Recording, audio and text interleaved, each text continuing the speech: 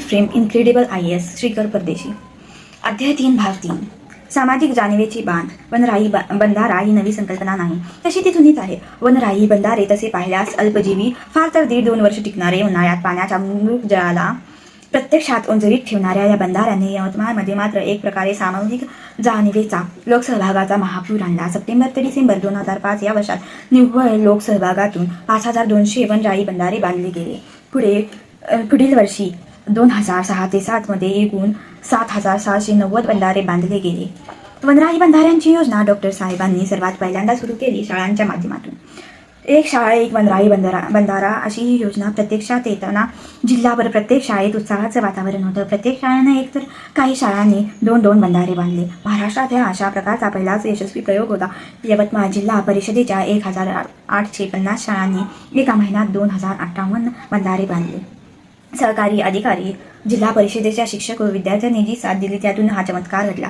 पर्यावरण हा जिवंत विषय शाळेत व महाविद्यालयीन अभ्यासात सक्तीचा करण्यासंदर्भात डिसेंबर 2003 चा जो आदेश सर्वोच्च न्यायालयाने दिला आहे तो पुस्तकात राहूनही कृतीत यावा असा ध्यास घेऊन जिल्हाभर वनराई बंधारे बांधण्याचा उपक्रमातून श्रीकरने प्रॅक्टिकलच्या माध्यमातून पर्यावरण शिक्षणाची थेअरी या लहानग्यांपर्यंत पोहोचवायला सुरुवात केली. लहानग्यांच्या या कर्मयोगाने श्रमदानाचा जिवंत मेसेजच जणू संपूर्ण जिल्ह्यात गेला आणि एक नव्या उत्साहाला उदान आलं. एक महिला बचत गट, एक वनराई बंधारा या योजना तात्काळ मार्गी लागले. या बचत गटाने 1 वर्षात 1229 बंधारे बांधले. बंधाऱ्यांचं हे व्रत मग ग्रामपंचायत, कृषी विभाग यांनीही स्वीकारले. या उपक्रमात कृषी सिंचन व बांधकाम विभाग शिवाय जिल्हा कृषी विक्रेता संघ, बांधकाम कंत्राटदार आणि व्यापारी यांनीही उत्स्फूर्त सहभाग नोंदवला. बंधारे ते मूर्त स्वरूप आले. शिवाय या बंधाऱ्यांच्या माध्यमातून जणू सामाजिक जाणीवेचे बांध बांधले गेले. सकारात्मक दृष्टिकोनातून बंधाऱ्यांची निर्मिती ते व्रत घेणे आणि लोकसहभागातून ते पूर्णत्वास नेणे हा कर्मयोग सरकारी असू शकतो याची प्रतीती श्रीकरने आणून दिली. तीही राज्य शासनाचा किंवा जिल्हा परिषदेचा एकही पैसा न खर्च करता. जलसंवर्धनाचे महत्त्व ओळखून अनेक सामाजिक, स्वयंसेवी आणि कर्मचारी संघटना, राजकीय पक्षांच्या युवा आघाड्या, गावागावातील नागरिकांनी मनापासून काम केले. पडणाऱ्या पावसाचं पाणी अडेल ते जमिनीत झिरपेल, त्यामुळे भूजल पातळी वाढेल, विहिरींना जीवन मिळेल, पिण्याच्या पाण्यासाठीची वणवण कमी होईल, गुराढोरांना पाणी मिळेल, विदर्भासारख्या भागात रब्बीचं क्षेत्र वाढेल. या प्रबोधनपर भाषणात ऐकलेल्या गोष्टी जनतेने प्रत्यक्ष अनुभवल्या. पाण्याचं ते साठवणीचं महत्त्व जाणलेल्या जनतेच्या घामाने निथळलेल्या श्रमदानातून पुढच्याच वर्षी म्हणजे 2006 साली जिल्ह्यात तब्बल 7690 बंधारे बांधले गेले. बंधाऱ्यांची ही क्षमता पाहून पाणवठ्यातून उपसा करून रब्बीचं सिंचन सुरू झालं. त्यामुळे खरीपावरचा अवलंबन काही अंशी कमी होते. अशाच एका बंधाऱ्यातून उमरखेड येथे ऊसासाठीचं जलसिंचन होत आहे. इतकी क्षमता या बंधाऱ्यात आहे.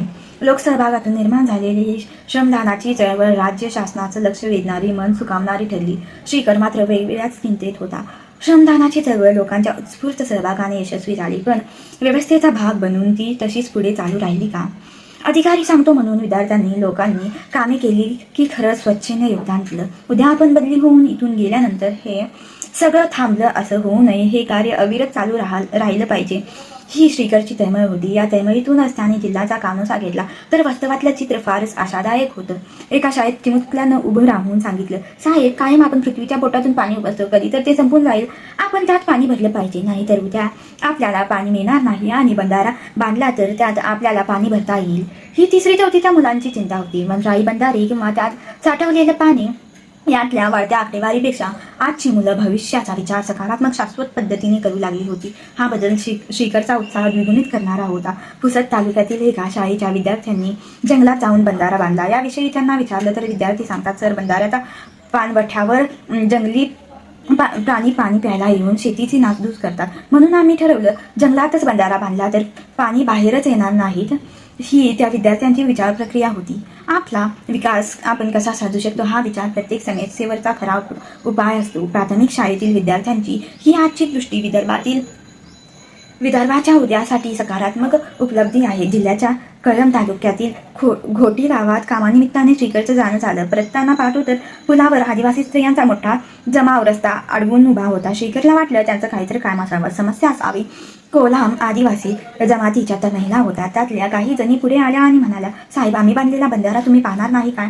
आमचा बंधारा बघा, आमच्याबरोबर फोटो काढा. असं म्हणत त्याने जबरदस्तीने गुडघाभर चिखलात श्रीकरला उतरून बंधाऱ्यासमोर फोटो काढायला लावलं. यशाची नवनिर्माणाची भावना त्या स्त्रियांच्या चेहऱ्यावर ओसंडून वाहत होती. कायमस्वरूपी कार्यासाठी सतत कार्यप्रवण राहण्यासाठी अशी भावना निर्माण होणं गरजेचे असतं आणि महत्त्वाचंही असतं. तसंच तिथं घडत होतं. अगदी श्रीकरच्या मनासारखं, पण समाधानानं भरून येईल असं मन या डॉक्टर श्रीकरजवळ नाही. त्याचा हा प्रॉब्लेम आहे, पण म्हणूनच तो सतत काम करत राहतो, न थांबता न थकता.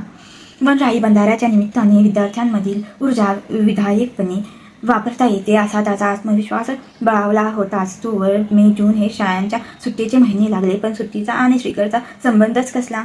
सुट्टीच्या दिवसांसाठी श्रीकरने एक योजना जाहीर केली. निंबोळी संकलन. कडुलिंब ही औषधी वनस्पती जिल्ह्यात सार्वत्रिक मुबलक प्रमाणात उपलब्ध असल्याने मुलांनी खेळता खेळता निंबोळ्या गोळा करायचा व सुट्टीमध्ये गोळा केलेल्या निंबोळ्या शाळेच्या पहिल्या दिवशी वर्गात एकत्रित करायच्या. मे जून महिन्यातील निंबोळ्या गळत असतात.